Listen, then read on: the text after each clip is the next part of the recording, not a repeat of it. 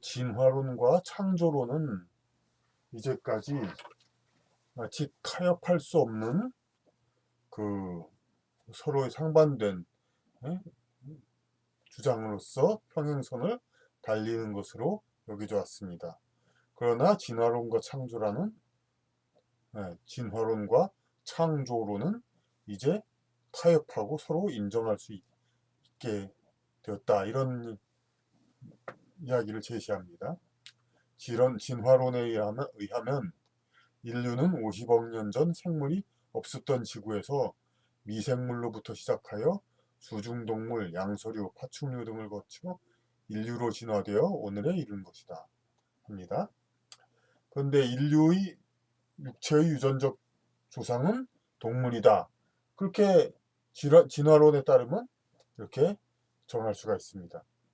그렇다고 이것을 우리 인간이 동물의 자식이란 말이냐 하고 인간 존엄성의 관점에서 분개할 필요는 없습니다. 인간의 육체를 이루는 유전자가 멀리는 동물에서 승계되었어도 영혼까지 그러한 과정을 거쳐 승계되어 온 것은 아니기 때문입니다. 인간의 윤회는 그러니까 우리 가깝게 그냥 먼 옛날에 진화되기 때의 그런 뭐 조상을 볼 게 아니라 지금 우리 역사 시대의 그 인간의 그 역대를 살펴봐도 인간의 윤회는 비록 가까운 인연을 가진 자끼리 부자 관계, 조손 관계를 맺을 수는 있어도 유전적으로 이어지는 것이 아니다. 그러니까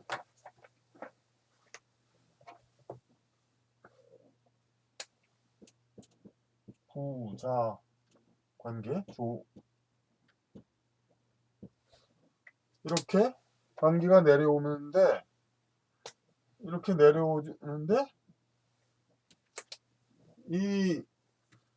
그러니까 육체적으로는 당연히 이렇게 뭐 정자로서 이제 내려온다 이렇게 보지만은 각각의 깃든 영혼들은 동시에 현존하는 이제 시간이 겹치죠. 그러니까 별개의 영적 존재들이죠. 그러니까 부자 관계라고 해서 특별히 영적으로 통하거나 그런 이제 경우는 그런 증거는 아무것도 없죠. 그러니까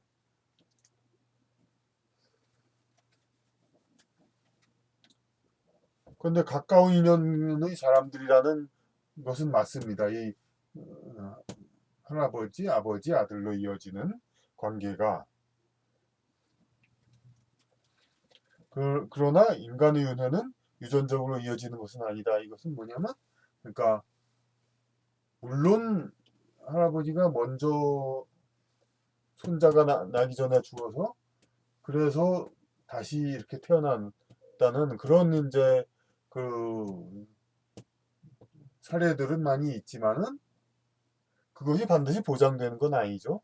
항상 이제 직계 자손으로 이렇게 그 무슨 윤회가 된다, 환생이 된다 그런 것은 아닙니다. 반드시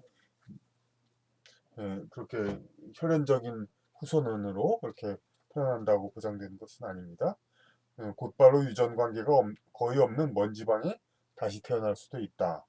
하물며 먼 옛날의 조상과 영혼을 연관짓기는 어렵다. 그러니까 우리가 전생 뭐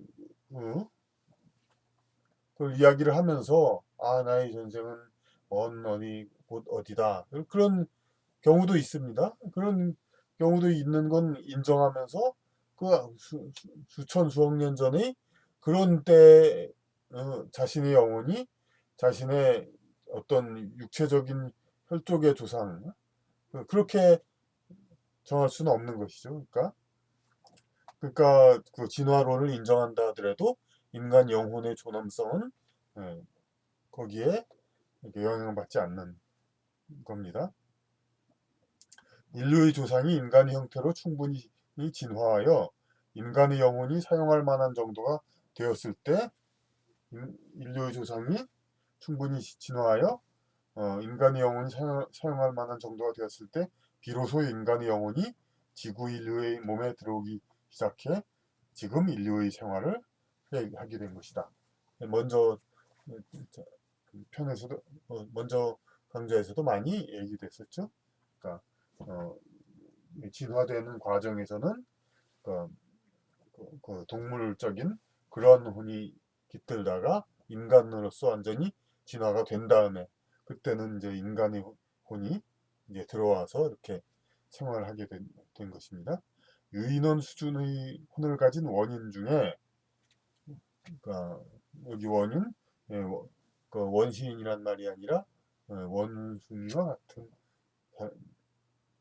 사람의 중간 그러니까 그 진화론 용어죠. 원인이란 말은 여기 원인은 유인원 수준의 혼을 가진 원인 중에 비교적 우수한 생존 기반을 갖춘 아종의 집단의 돌연변이로 인류에 더 가까운 모습이 개체가 인간의 영혼을 지니게 두고 태어났다. 이게 이제 그 진화에 의한 이제 원숭이 비슷한 이제 그런 생물에서 인간이 만들어지는 것을 어떤 드라마틱하게 가정한 겁니다. 그러니까 돌연변이와 같이 그러니까 인간의 영혼을 지니고 태어났습니다. 그것은 우리 인간 사회에서도 어떤 선지자들, 성인들과 같이 보통의 인간보다 뛰어난 뛰어나다는 정도가 아니라 어찌 보면 차원이 더욱 높은 그런 이제 그 성인이 태어나듯이 마찬가지로 그 좀 미개인보다도 못한 그 원인들, 그 유인원들 그런 비슷한 그런 생물들의 집단에 그러니까 그 인간의 영혼을 가진 그러한 지금 인간의 영혼과 같은 그런 개체가 태어날 수가 있습니다. 이윽고 그 개체와 연을 가진 인간 영혼이 연달아 돌연변이를 한 개체를 통해 태어나고 그 돌연변이를 한 개체를 통해서 그, 그 우주에서부터 그 인연은 있으니까 이 돌연변이 그 원숭이와 같은 그러한 개체들 사이에서 돌연변이를 해서 나온 그 인간과 같은 개체 여기서 다시 낳은 자손은 상당히 인연이 깊은 이제 그 영혼이니까 또 연달아 또 인간의 영혼으로 태어나죠. 이 집단은 다른 원인 집단을 누르고 급속도로 퍼져나갔다. 이렇게 가정합니다. 이쪽이 물론 암수 혼혈은 됐겠지. 그렇다 하더라도 그러니까 이러한 이제 우수한 개체를 가진 그러니까 자손이 태어나 가지고 이들을 지배하고 급속도로 퍼져나갔다. 이렇게 가정이 됩니다. 육체적 진화의 속도가 비교적 늦어 인간령에 의한 선택을 받지 못한 다른 아종의 원인들은 절멸했다. 그러니까 지금 인류학에서도 그 고대 뭐 자바원인 뭐 여러 가지 원시인들 그런 사람들의 현생 인류의 조상이 아니다. 그런 얘기들을 많이 하고 있죠. 지구상의 유인원은 살아남았지만 인류와 비슷한 육체적 특성이 있는 원인들 중에 인간 영혼의 깃들미 늦은 곳은 멸망하여 남아있지 않다. 그러니까 그 인간과 어느 정도 비슷한 상황에 있으면서 인간 수준의 그러니까 그 아예 유인원 이제 침팬지 오랑우탄 이런 쪽은 그 육체로 살아가기가 나름대로 편리하지만 생존력이 있지만 왜냐하면 숲속 아주 깊은 곳에 나무 속에 살고 인간과는 격리돼서 살지만 그런데 이제 그 유인원이면서 그러니까 인간 전생인류 정도의 진화가 덜 된 그런 육체를 가진 그러한 집단의 이제 유사 인류는 그 나무에서 살거나 그렇지 않고 그 인간과 생존 그 환경이 겹치기 때문에 절멸했던 것이죠.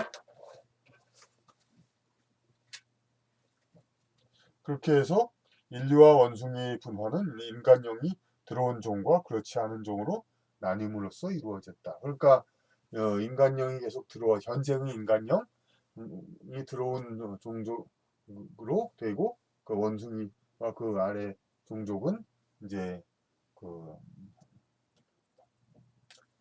아직은 동물적인 영으로서 이제 들어온 종족으로 분화가 되는 거죠. 이제 그러니까 인간과 원숭이의 어떤 공동조상으로부터의 분류 이런 이제 그 진화론적 학설이 있지만 여기서는 어떻게 얘기를 하냐면 인간과 원숭이 공동조상이 설사 있었다 하더라도 그렇게 해서 인류의 형태로 나아간 종족 중에서 그러니까 우리 지금의 인간형 수준의 영혼 이런 존재들이 이제 깃들어서 활동할 수 있을 정도의 진화가 된 종류들 그런 이제 부류가 이제 번성하게 되고 이게 원숭이하고 중간 정도 되는 그런 부류는 이제 절멸됐다 이렇게 함으로써 인간과 원숭이가 완전히 분화가 됐다 이렇게 예,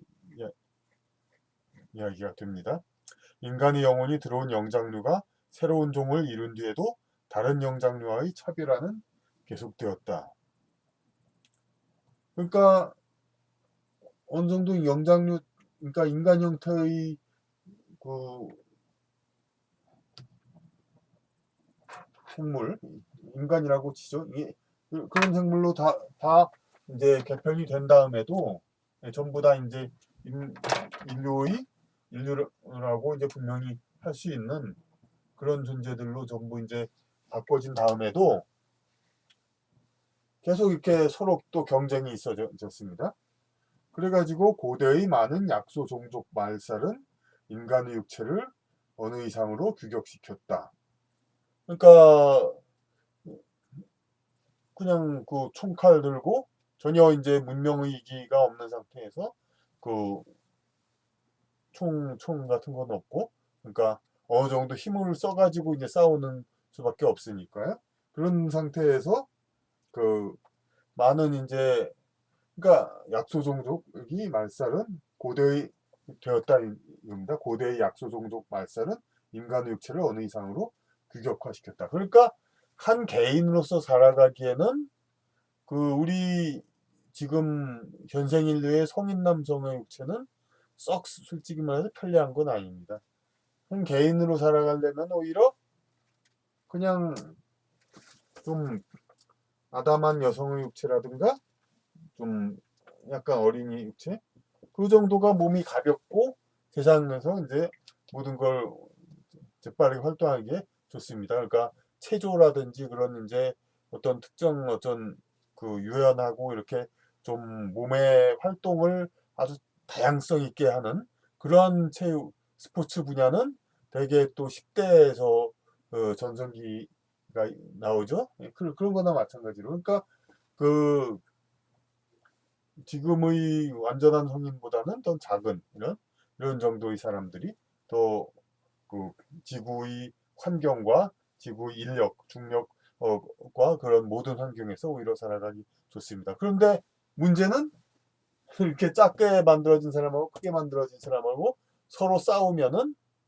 이제 그게 작은 사람이 지게 되는 거죠. 그러니까 이렇게 싸우다 보면 그러니까 이제 자기 스스로 살기에는 어느 정도 작은 게 더 가볍고 가뿐하고 좋은데도 이렇게 크게 된 종족하고 싸워서 지게 되니까 그러니까 인간의 육체를 어느 정도 크게 규격화시켰습니다. 그러니까 이런 인간의 육체의 규격은 상당히 운동 능력 그런 거에서 이제 한계가 있습니다. 지금의 그 지금 물론 이제 인간 육체는 어느 정도 커졌다고 볼 수 있지만 실제 가장 이상적인 크기보다도 그러면서도 이제 힘을 쓰면서 어떤 그렇다고 해서 그럼 무작정 자꾸 커져 되나 그게 또 한계가 있기 때문에 인간의 육체가 또 어느 정도 이상까지만 커진 겁니다. 이제 골리앗 처럼 이제 이렇게 커지면은 물론 1대1로 싸우면은 물론 이기지만은 그러한 모든 사람들이 그러한 정도의 크기를 가진 종족들이라면은 살아가기는 맞지 않습니다. 그러니까 스스로 살아가지를 못하니까 거기는 또 이제 번성하지 못한 거죠. 그러니까 우리가 체육 같은 데서 보면은 축구, 야구 어떤 모든 스포츠에서 보면은 190cm 이게 농구가 2m 그러면서도 이제 무슨 물론 활동 잘하는 사람들도 있죠. 2m를 넘는 키. 그런데 그것은 이제 서로 상대하면서 유리한 거 이제 키가 크니까 유리하고 그래서 그런 건데 그러니까 그런 걸 따지지 않고 서로 맞상대하는 걸 따지지 않고 인간의 활동이 가장 유리하고 그러면서도 힘은 또 제한하고 그러한 한계는 180cm 정도라고 이제 봅니다. 키 180cm. 왜냐하면 이게 어디서 나오냐면 물론 대다수 이제 축구나 그런 키를 절대적으로 필요로 하지 않은 운동선수들 또 이 정도 키지만은 테니스 같은 경우에 서로 몸을 상대하지 않죠. 몸을 서로 이제 접촉하지 않고 원거리에서 서로 이제 힘과 스피드로만 이제 하는데 그때 이제 키가 180cm 정도가 가장 알맞습니다. 그러니까 보면 또 재밌는 것이 남자 테니스 선수나 여자 테니스 선수나 전부 180cm 정도 로저 페더러나 샤라포바나 전부 180cm 정도 안팎입니다. 그러니까 그 남녀 그런 건 거의 상관이 없기 때문에 그러니까 인간의 이제 그러니까 이상적인 그러니까 지구상에서 자기 혼자만 생각하면은 130 내지 150 뭐 그 정도 키가 아마 가장 활동하기 좋겠지만은 서로 싸우고 이렇게 힘으로 대결하다 보니까 더 커지고 그러면서도 이제 집단의 평균적인 크기가 또 너무 커지면 그 자체 또 생존이 불리하니까 또 어느 정도까지만 커진 거죠. 그 한계가 이제 180cm 현재 현생하는 가장 이제 큰 이제 그 인종들 키죠. 이제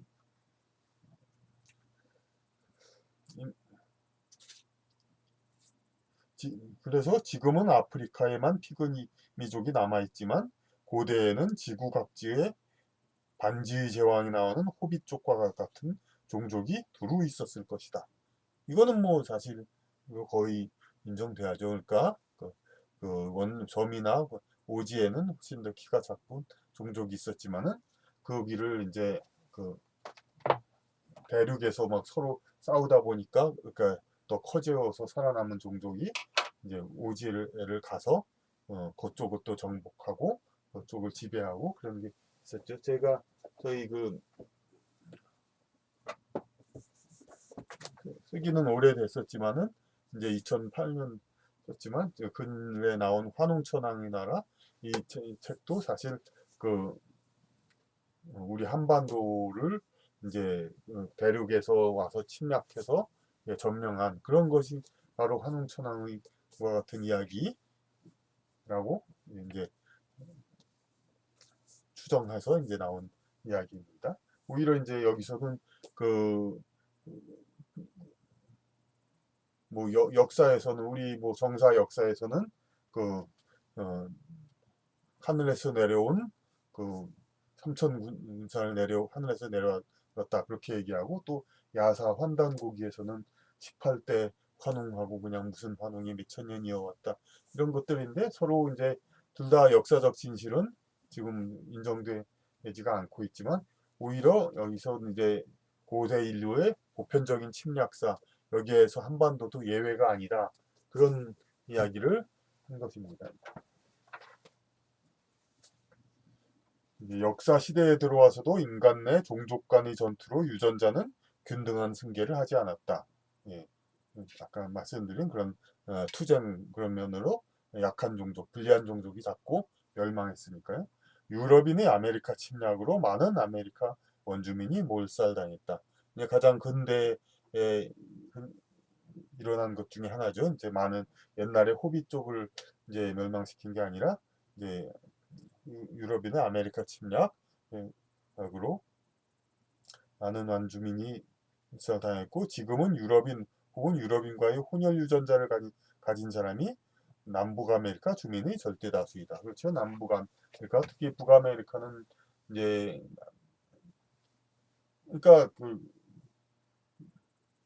이 북아메리카는 주로 영국이나 이런 이제 북유럽에서 건너갔고, 중남미는 저기 스페인이라든지 스페인, 포르투갈 같은 이제 그 남유럽에서 건너갔죠. 그런데 이제 북유럽 사람들은 대개 아내 여자까지 데리고 가가지고 거기서 자기들끼리 나라를 세우기로 한 거죠. 그래서 그러니까 원주민과 타협 혼혈을 그다지 비교적 많지 않고 자기들 종족 자체를 많이 이제 미국 같은 캐나다 이런 쪽에 늘려놨지만은 중남미 같은 경우는 스페인 같은 쪽은 이제 가정적인 사람이 아니 예, 그 사상을 갖고 들어오지 않았기 때문에 거기는 이제 그쪽의 여자들과 이제 그 교접해가지고 이제 그런 후손들이 대다수죠. 그러니까 혼혈족들, 네스티족 그런 그러니까 침략을 했더라도 방식이 다른 겁니다. 이제 북아메리카는 남녀 같이 와서 이주를 한 것이고, 예? 그 저기 중남미는 남자들끼리만 와가지고 그쪽의 여자들과 그 원주민을 점령한 겁니다. 이것을 그런데 이와 같은 과정을 침략과 학살이 잔혹한 역사로만 언제까지 하나 한탄할 수는 없다. 예. 지금 뭐 우리 뭐 일본 뭐 침략에 대한 사과 뭐 이런 거 자꾸 그냥 끝없이 이렇게 얘기를 하는데 그것도 뭐 당이 없듯이 만약에 이걸 정말 과거를 다 사과하라고 한다면 이건 또 진짜 현대생 인류 전체가 죽었다 까나도 이제 할 수가 없는 일이죠. 어, 유럽인의 아메리카 침략에 대한 그걸 사과한다는 거, 그 피해를 보상하고 억울하게 죽은 사람들을 전부 어, 구제하고 후손들에게 보상을 해주고 물론 지금 미국의 인디언의 후손이라고 하면 어느 정도 혜택이 있기는 합니다만은 네.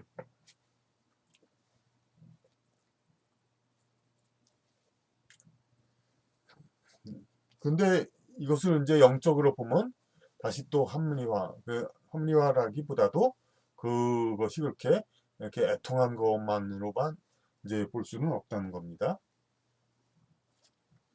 그러니까 유럽인의 유전자와 풍습이 경쟁력이 있어서 이제 그러니까 유럽인의 지구상이 더 널리 퍼지게 된 것일 뿐이다. 글쎄 유럽인의 유전자 뭐 그 자체로 말하기엔 조금 어폐가 있지만은 어쨌든 유럽인들이 더 이제 그러니까 뭐 신체적으로 또 그러니까 경쟁력이 있으니까 아무래도 싸움에서 이겼고 물론 이제 그 총을 발명하고 여러 가지 무기를 발명한 것도 있지만 그것도 그걸로 쳐야죠. 이제 그렇게 해서 하고 그것보다도 이제 또 풍습 기독교를 중심으로 하는 이제 좀 이제 단결력 있고 좀 체계가 있는 그 사회 문화 그런 것을 갖고 있기 때문에 원주민의 좀 이제 오합지졸적인 이제 좀 해체되기 쉬운 그런 문화하고는 예, 더 경쟁력이 있죠. 즉 아메리카 인디언으로 태어났던 상당수의 영혼이 유전자만 바꾸고 그들이 인연이 있는 아메리카 땅에 다시 태어난 것이다. 바로 이겁니다. 그러니까 그 인디언을 학살이 됐다고 해서 그 사람들이 다 죽었다.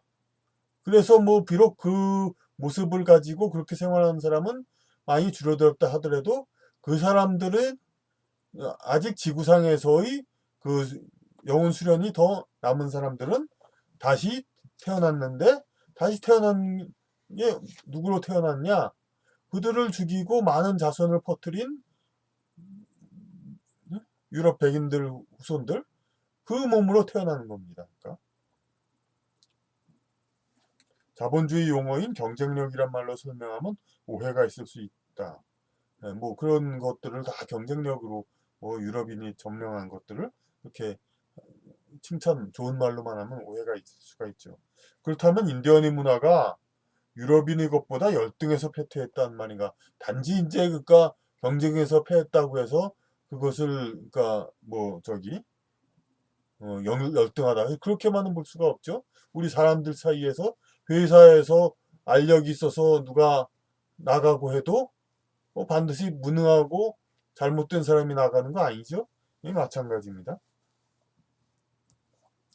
인디언의 사회에서는 이게 경쟁 교육을 지향하고 자기보다 못한 자를 배려하는 마음을 가질 것을 가르친다. 이것은 브라이언 와이스 박사라는 분의 그런 책에서 그 인디언에 대해서 이렇게 평가하면서 그렇게 쓴 겁니다.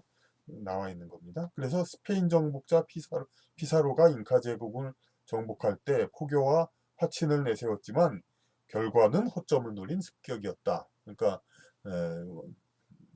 아메리카 원주민 국가 이제 물론 이제 오지에는 이제 좀 비교적 미개한 그런 원주민들 지금도 남아 있고 그런 원주민들이 있지만은 마야 문명, 잉카 문명 같은 이제 그리고 중심지에는 큰 어떤 문명들이 있었고 왕들이 있었죠. 물론 철기 문화 같은 것이 발달 안 된 것은 다른 점은 있지만 인디언의 문화에서는 정복자들이 행했던 것과 같은 야비한 술수를 상상하지 못했다. 그러니까 물론 이게 뚜렷한 증명거가 있다가 아니라 어쨌든 그 유럽인들은 그 포교하고 우리가 뭐 기독교를 이제 전도하러 왔다. 그리고 뭐 화친하자. 우리 함께 이렇게 잘 하나님의 자식들로서 서로 잘 살자. 이런 식으로 같이 얘기를 했는데 그래 놓고 경계가 허술어진 탐을 타서 이들을 모두 이제 거기 왕과 이제 그 둘을 살해하고 그러니까 권력을 잡은 겁니다. 인디언의 문화에서는 그런 야비한 술수를 상상하지 못했다. 편의상 그렇게 그 인디언의 문화가 그만큼 모질지 못하다는 것을 이렇게 얘기를 했습니다. 인디언의 문화 자체가 본질적으로 유럽인의 것보다 못한 것은 아니었지만 이런 야비한 술수가 가능했던 유럽인의 기질은 경쟁력으로 작용했다. 그 인디언의 관습은 그런 것을 할 수 없었는데 유럽인은 할 수가 있었다. 그러니까 사람도 이제 딱 그 점잖은 사람과 뭐 좀 야비한 사람 같이 이익을 놓고 싸우면은 야비한 사람이 이기듯이 그런 식으로 이제 근데 집단 전체가 어떤 집단에서 보호해주지 않는 그런 이제 어, 다른 위에서 보호하지 않는 두 집단끼리 싸움에서도 마찬가지로 어, 적용되죠. 마치 동물 간의 경쟁에서도 서로가 정정당당히 힘으로만 싸우는 것은 아닌 것과 같다. 이건 우리 여기 큰 단원의 맨 처음에서도 그런 말을 했죠. 다윈의 어떤 특정한 무기, 수컷에 있는 특정한 무기가 그러니까 그 경쟁력을 가지게 한다.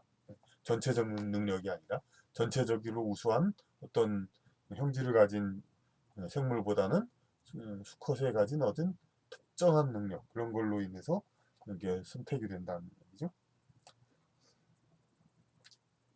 동물 간의 경쟁에서도 정정당당하게 이제 어떤 힘으로 하는 것이 아니죠. 고슴도치의 바늘, 뭐 스컹크의 가스 등 자기보다 우수한 체력의 동물을 물리치는 도구가 되죠. 그런 이제 여러 가지 어, 영적인 경쟁에서는 이런 정면 승부가 우리는 그 정당하고 정정당당하고 그렇게 생각하는데 그거는 당연히 그게 더 영적 성장에 더 중요 효과적인 것이기 때문에 우리는 정정당당한 정면 승부를 더 높이 평가합니다. 그런데 사실상 자연계에서도 그렇고 인간계에서도 그렇고 예, 뒤통수를 치는 이제 그런 매복 공격이라든지 그런 이제 비대칭 전력에 의한 싸움 이런 것들이 상당히 역할을 하는 경우가 많습니다. 인류가 살기 이전의 지질 시대 지구 역사의 방향부터가 그러했다. 이렇게 제가 처음에 그려놓은 거가 이제 나오네요. 공룡 시대의 포식자들은 당당히 자신을 눈에 띄게 하면서 빠른 걸음과 강한 힘으로 피식자를 포획했다. 그러니까 여기 이 공룡이 이제 우리 뭐 티라노사우루스니 이런 공룡이 이제 그 작은 예, 작고 반드시 작지는 않더라도 이제 그 초식 공룡은 낮은 몸을 갖고 있죠. 요걸 잡아먹기 위해서 이렇게 뛰어가 가지고 이 높은 몸으로 간 겁니다. 그러니까 이거는 어떻게 되냐면 이 초식 동물의 눈에 이 육식 공룡은 뻔히 다 보이는 겁니다. 이제 멀리서도 그냥. 예? 그러니까 그래서 그냥 정정당당히 힘과 스피드로 해서 잡아먹는 겁니다. 이제 멀리서도 다 보이네. 현대의 동물에서도 물론 치타 같은 경우는 그냥 스피드로 그냥 정면 승부를 하지만 그것도 사실 출발할 때는 몰래 출발하죠. 하지만 공룡은 그냥 뭐 멀리서도 보이니까 그냥 어떻게 뭐 자기 수는 숨길 수가 없죠. 예, 그러니까 그 자신을 숨길 수가 없으니까 정정당당히 힘으로만 능력으로만 할 수밖에 없는 겁니다. 근데 이게 그러니까 현대에서 사라졌죠. 지금 현생 동물에서 그 육식 동물 치고 이렇게 키가 큰 동물 없죠. 기린, 사슴, 영양 등 피식자는 대체로 높은 곳을 보도록 진화됐지만 그러니까 공룡 시대는 이렇게 했는데 포유류 시대에서는 포식자와 피식자의 입장이 변했다. 기린, 사슴, 영양 등 피식자는 대체로 높은 곳을 보도록 진화했지만 기린은 이렇게 사자, 호랑이 등 포식자는 몸을 낮춰 상대방에 몰래 다가가는 방식을 취했다. 이렇게 변화된 겁니다. 세태가 변화하듯이 이게 크게 봐서 이런 동물의 세계의 그 관습도 우리가 인간 역사 봤을 때 항상 그렇게 그런 얘기들 많이 하죠. 과거에는 정말 그때까지만 해도 옛날에는 이렇게 이런 야비한 일이 없었는데 요즘 세태가 타락하고 있다. 그런 얘기들을 하고 있는데 지금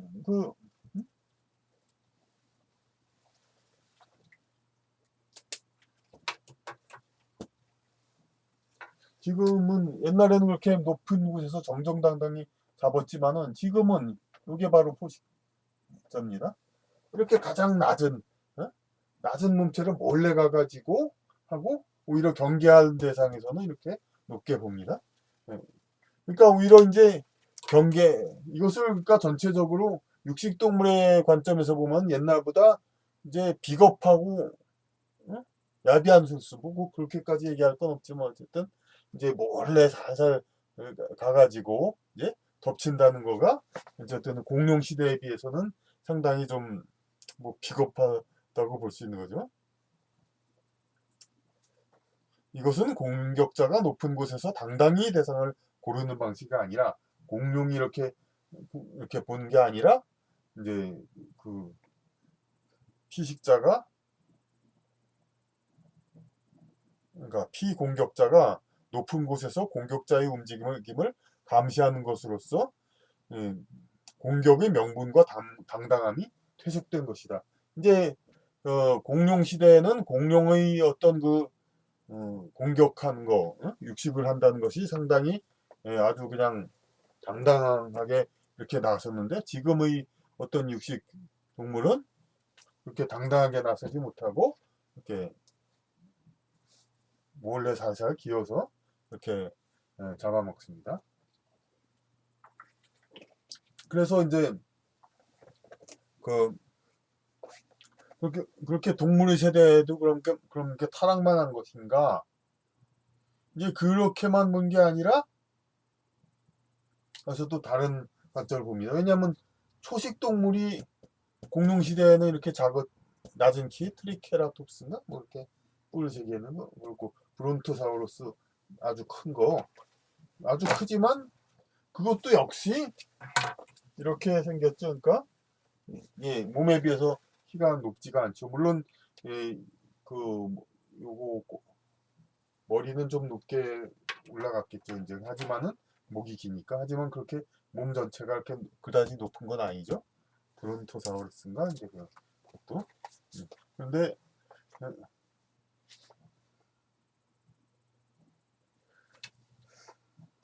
인간이나 동물 세계의 공격 방식에서 이런 비겁한 방법이 증가함은 공격자로서는 진화가 아닌 퇴보라고 할 수 있다. 그렇지만 이제 방어를 또 오히려 가치 중심으로 볼 수가 있습니다.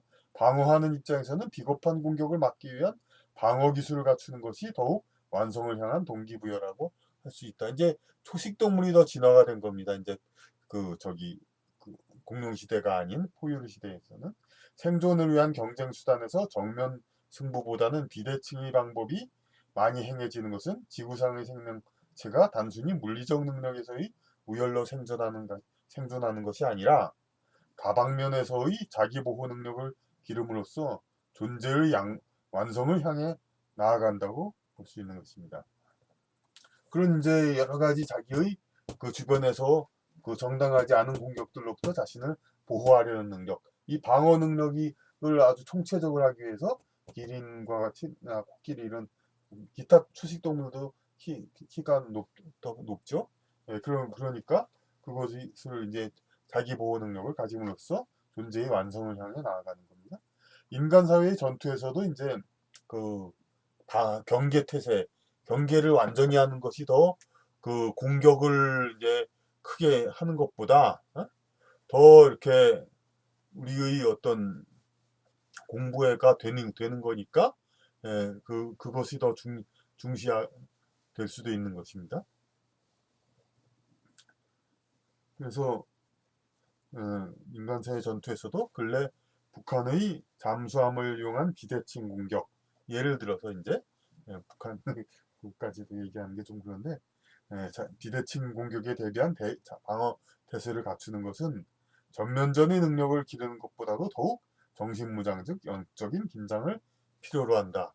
그러니까 전면적으로 이렇게 전면전으로 싸우는 그런 전쟁이 있지만은 이렇게 평소의 경계, 그러니까 전체를 이제 보는 거에서 그 전체에다가 그, 그 신경을 쓰는 거는 이제 물론 그것도 중요하죠. 근데 그래서 이제 포괄적인 어떤 이렇게 예, 관심을 두면서 전체적으로 그러니까 이렇게 마음을 쓰는 이런 것도 상당히 우리의 이제 그 정신의 성장을 위해서 중요하지만 여기서 어딘가에 이제 있을지 모르는 위험을 갖다가 항상 경계하고 체크하는 거 이것도 이제 좀 완전성을 향해서 마음의 완전함을 향해서 네, 중요한 이제 수련이 되는 겁니다. 네. 현대 인류의 전투에서 총체적 공격력 못지않게 경계 방어 능력이 중요시되는 됨. 그렇게 되도록 인류를 이끄는 신이 분위기를 조성해 놓은 이유. 그것이 목표를 향한 집중 능력 이외에도 주변 전체에 대한 인지 능력 향상이 영적 단련에 중요시되기 때문이다. 그러니까 우리가 영적 단련을 하면서 점점 더 시야가 넓어진다 그런 얘기들을 많이 했죠. 공격은 이제 이렇게 집중을 하는 거지만 집중해서 이렇게 뚫고 나가는 거지만 그러니까 수비는 넓게 봐야 되죠. 넓게 봐가지고 그것을 이제 방어해야 되니까.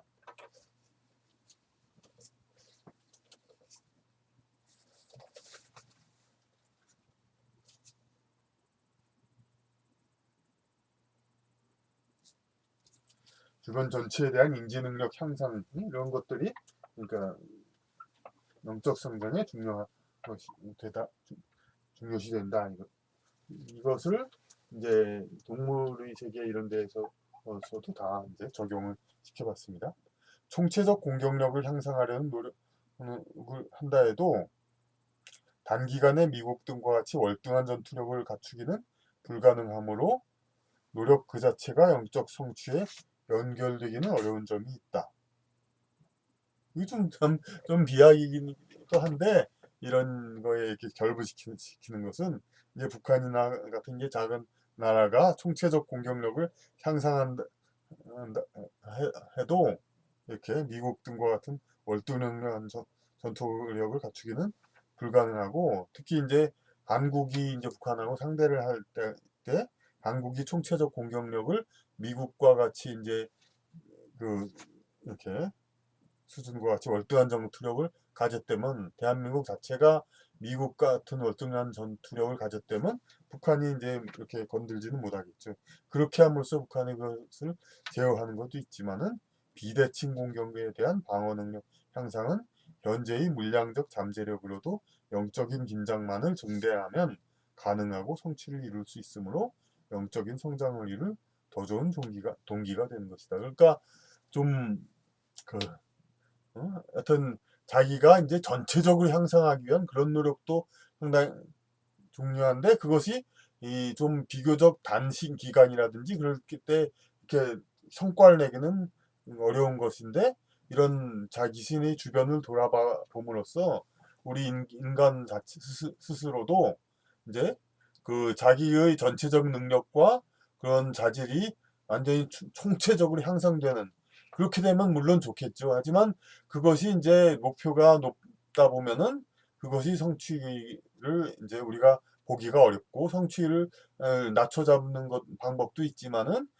여하튼 간에 자기 만족을 얻기가 어려울 수가 있고 그런데 그것 말고도 자기 주변에 어떤 자기의 인격과 모든 것을 자기 자신을 성찰하면서 어떠한 결점, 어떤 부분에 어떠한 문제점이 있나 그것을 살펴가지고 자기의 어떤 어, 주변의 변방의 그런 결점을 메우기 위한 그러한 노력 이런 것도 자신의 영적 성장에 중요하다. 이제 총체적으로 자기가 성장하는 것도 물론 중요하지만 자신의 어떤 일부분의 부분의 어떤 그 보완, 수정 보완을 위해서 노력하는 것 그런 것들도 상당히 우리가 이제 그 전체적인 공성 성취를 위해서 필요한 그러한 것이 되는 겁니다. 이번 단은 상당히 좀 난해하기도 하고 참 애매하기도 하고 그런 면도 좀 있습니다만은 그러니까 대체적으로 흘러가는 그러한 이야기들이 있으니까 어떤 대강만 좀 감을 잡아 보시면 상당히 그래도 그러니까 보람이 있겠습니다. 감사합니다.